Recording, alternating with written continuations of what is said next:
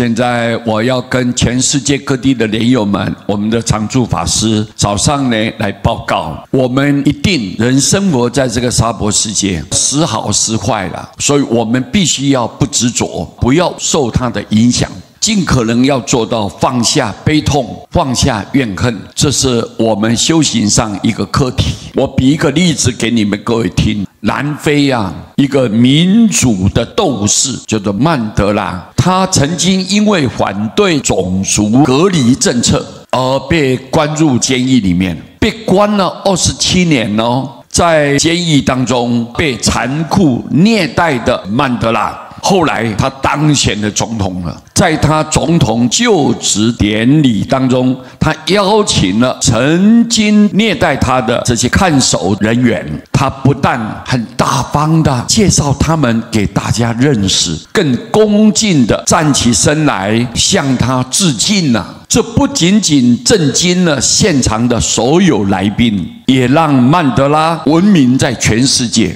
在这之后曼德拉就向人们说明他那样做的原因。他说我年轻的时候自己性子很急，脾气暴躁，在监狱当中我必须要学会控制情绪，我才能够活得下来。他又说了，当我走出囚室的时候，我迈过了通往自由的监狱大门的时候呢，我清楚自己若不能把悲痛跟怨恨留在身后的话，那么自己其实仍然在监狱当中。我们听他这一段话，他有27年的很痛苦的监狱生活，没有让曼德拉心里面产生嗔恨心，反而使他明白人在悲痛、在怨恨他人的时候，伤害最深的便是自己唯有我们放下怨恨的心念，慈悲的原谅他人，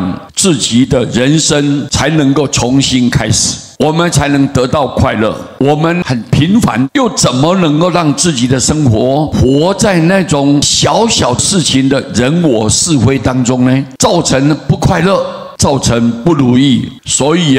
我们何不学曼德拉的顿悟放下所有的悲痛跟怨恨，让自己活得更快乐。这个公案我们利用早上时间给所有的莲友们报告。我们不要活在过去，我们要活在当下。你一直心存的怨恨，折磨的是自己。你不满意对方的所作所为，可能你认定说他是伤害你的，但是日子一过去以后，我们必须要懂得道理，这些已经都不存在了。你放下才是真功夫看破才是真学问。佛都一再的告诉我们，过去心不可得，现在心不可得，未来心也不可得。所以我们知道，不需要把那种过去的点点滴滴，不管你开心也好，悲伤也好，这些东西都是在生活的磨练过程当中一种锻炼，实际上对我们的灵性呢没有任何影响。只要你能够看得透，能够明白它的各种因缘，说不定